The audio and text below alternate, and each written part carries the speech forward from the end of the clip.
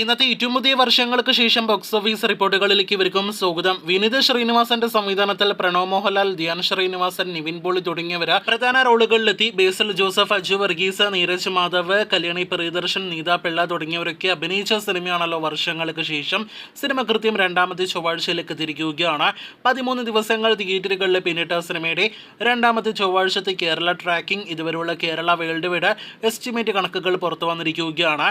അത് പ്രകാരം ഇന്നലെ 63 ലക്ഷത്തിന് മുകളിലായിരുന്നു കേരള ട്രാക്കിംഗ് എങ്കിൽ ഇന്ന് 52 ലക്ഷത്തിന് മുകളിലാണ് സിനിമയുടെ കേരള ട്രാക്കിംഗ്.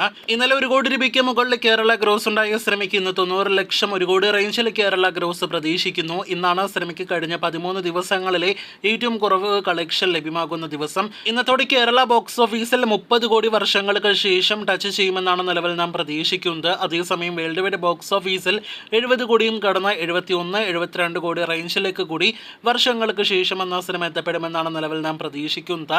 വിഷു, ഇത് റിലീസായിട്ട് ക്ലാഷ് റിലീസായിട്ട് എത്തിയ സിനിമകളിൽ 2ാം സ്ഥാനം അങ്ങനെ വർഷങ്ങൾക്ക് ശേഷം എന്ന സിനിമ ഉറപ്പിച്ചിരിക്കുകയാണ്. ഇനി സിനിമയുടെ ഫൈനൽ കളക്ഷൻ ഏതറ്റം വരെ പോകുമെന്നാണ് നാം ഉറ്റുനോക്കുന്നത്. ഏകദേശം 20 കോടി ബഡ്ജറ്റിൽ തിയേറ്ററുകളിലേക്ക് എത്തിയ സിനിമ തിയേറ്ററുകളിൽ നിലവിലെ ബ്ലോക്ക് ബസ്റ്റർ ടാഗ് കൂടി ഉറപ്പാക്കിയിരിക്കുകയാണ്. കാത്തിരിക്കാം വർഷങ്ങൾക്ക് ശേഷം എന്ന സിനിമയുടെ ഫൈനൽ വരെയുള്ള ബോക്സ് ഓഫീസ് റിപ്പോർട്ടുകൾ കേട്ടാം.